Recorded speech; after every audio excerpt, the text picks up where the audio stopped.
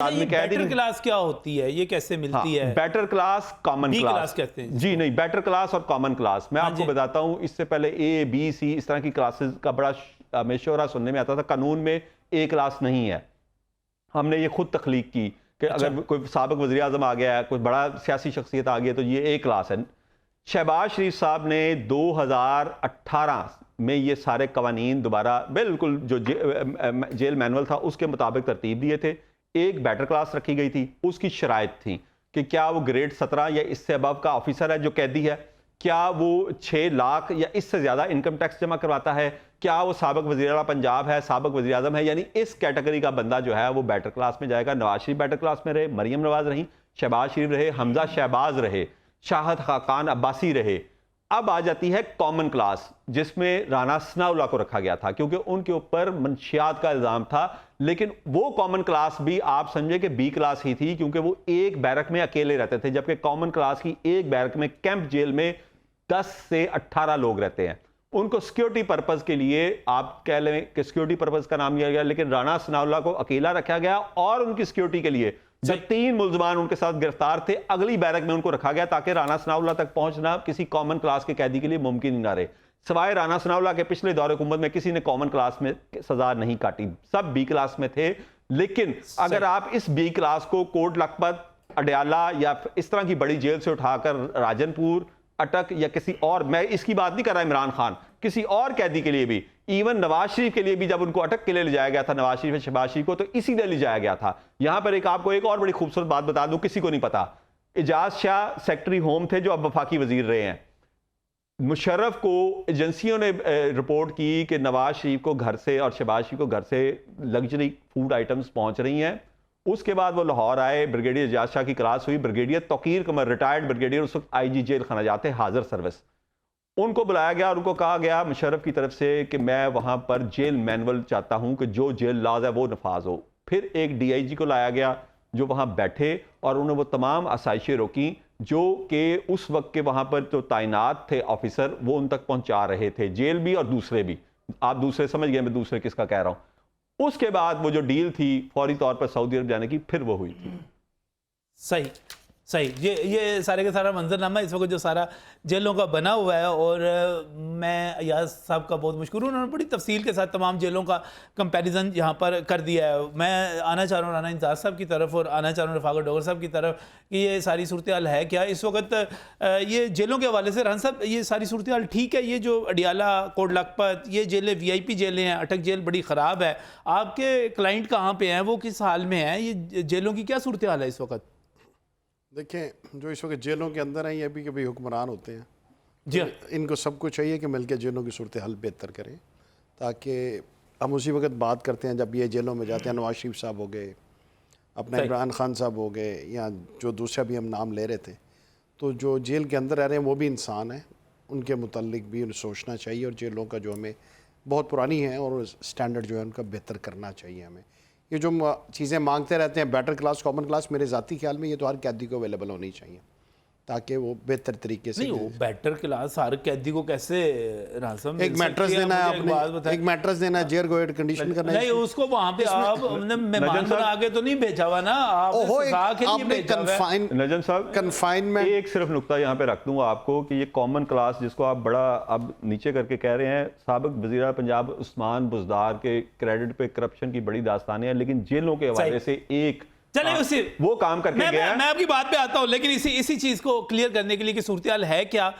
नईम हैदर पंजोता जो कि उनके वकील हैं हमारे साथ यहाँ पर मौजूद हैं, साबिक वज़ीर आज़म के। नईम साहब अस्सलाम वालेकुम। वालेकुम अस्सलाम। नईम साहब, क्या पोजीशन है? बड़ी आज शिकायत की गई कि C क्लास में रखा गया है, वॉशरूम भी बीच में है, छोटा सा कमरा है और उसके साथ साथ दिन को मक्खियाँ हैं, रात को कीड़े हैं। ये वाकई वहाँ पर यही सूरत हाल है जिसमें साबिक वज़ीर आज़म को रखा गया है? जी बिल्कुल यही सूरत हाल है, और मैंने जब 2-3 दफ़ा पूछा तो उन्होंने 2-3 दफ़ा यही बताया। मैं तो खुद, उन्होंने बात नहीं की, मैं तो खुद क्योंकि उनसे मिलने गया था, पावर ऑफ अटॉर्नी साइन करवाने थे, तो मैंने उनसे गुजारिश की कि आप बताएं क्या पोजीशन क्या है, खाना कैसे। वो खाना भी नहीं बता रहे। मैंने कहा बताएं तो सही। उन्होंने कहा कि दाल ही है, कोई नहीं, खैर है। मैंने कहा जी पोजीशन वैसे कैसे रहने की, अंदर कोई है? कहते कोई मेरे पोजीशन नहीं है। वहाँ पर वॉशरूम जो है वो बिल्कुल ओपन है, साथ जो है शावर है वो है ही को नहीं। खराब है। और उसके साथ उन्होंने कहा कि यहाँ पर मुझे वहाँ पर दिन को जो है मक्खियाँ होती हैं और रात को पता नहीं कोई चीज़ फेंकी हुई है या क्या चीज़ है कि वहाँ पर इस तरह से गंद होता है।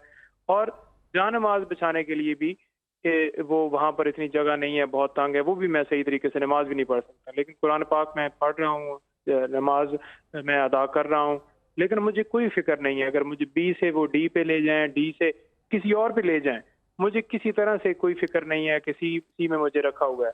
तो मैं आपके साथ बुशरा सिर्फ ये साहिबा चाह ने रहे हैं भी कि बुशरा बीबी ने भी मुलाकात की, उनको भी इजाजत है मुलाकात की? नहीं है अभी तक कोई इजाजत नहीं है। बीबी को मैंने बताया है कि ये सूरत हाल है। बीबी के लिए उन्होंने मैसेज भेजा है कि उसे कहना कि बिल्कुल वो मजबूत रहे, बिल्कुल जो है वो कायम रहे, कोई किसी तरह से मुझे परेशानी नहीं है, मैं डटा हूँ। दो चीज़ें हैं, एक आज़ादी है और एक गुलामी है, तो मैं कभी भी गुलामी कबूल नहीं करूँगा। सही। आज़ादी के लिए ये नईम साहब, जंग है एक और बड़े जंग है। सीनियर कोर्ट रिपोर्टर हैं, उन्होंने एक ट्वीट किया कि जिस वक्त लाहौर में पुलिस ने एक्शन किया और जब घर के अंदर दाखिल हुई और उन्होंने दरवाज़ा खोलने की कोशिश की, फिर दरवाज़ा तोड़ने की कोशिश की, तो वहाँ पर बुशरा बीबी के हवाले से वो जो सीनियर कोर्ट रिपोर्टर हैं इस्लामाबाद के, वो ट्वीट करते हैं कि उन्होंने पुलिस को रिश्वत देने की ऑफ़र की और कहा कि आप रिश्वत लें और यहाँ से चले जाएं, पैसे ले लें जितने चाहिए, रिश्वत की ऑफ़र की। ये इतलात, ये जो ट्वीट है, ये जो खबर है, दुरुस्त है?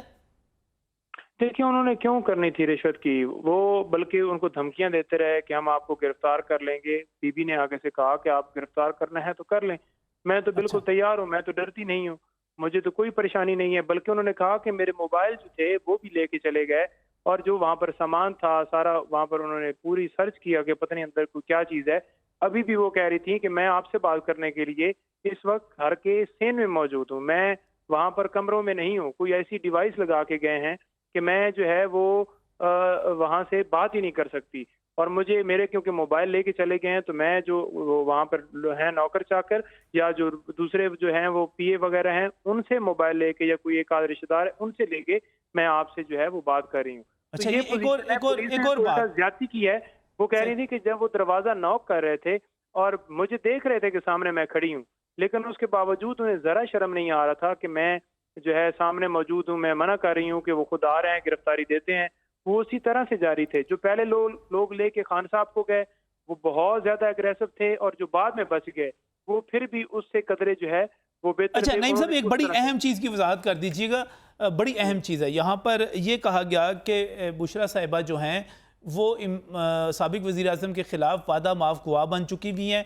फिर ये इतलात आई कि उनकी बाकायदा उज़्मा साहिबा से और उनकी जो बहनें हैं खान साहब की, उनसे कोई तलख कलामी हुई है। तो आप जो कुछ बता रहे हैं वो तो उनके साथ हैं, और ये फिर वादा माफ़ गुआ बनना और तलख कलामी लड़ाई, ये आपके जो पीटीआई के बहुत करीबी यूट्यूबर्स थे उन्होंने भी इसकी तस्दीक की। बिल्कुल बात आपकी ठीक है, जो आप कर रहे हैं तो ऐसी हवाएं होंगी, बिल्कुल हुई होंगी, लेकिन ऐसी कोई करंट सूरत हाल नहीं है। मैंने जो देखा है आज इतना ज्यादा उनको भी बेचैन इस हवाले से देखा है कि मैं खुद जाके मिलूं, बल्कि वो कह रही थी कि आज ही मैं आ जाती हूँ। मैंने कहा हमें परमिशन लेने दें, कोई उनके अंदर इख्तिलाफ नहीं है। बाकी जितनी अफवाहें सारी झूठी हैं। खान साहब के साथ बिल्कुल डटी हैं और खान साहब भी कह रहे हैं कि फैमिली में अगर कोई आए तो बीबी आए, उसके बाद मैं किसी और को बुलाऊंगा तो वो आएंगी और वो अलहदा आएंगी और उनसे मिलेंगी इंशाल्लाह। कल हमने पटिशन हाई कोर्ट में भी दायर की हुई है।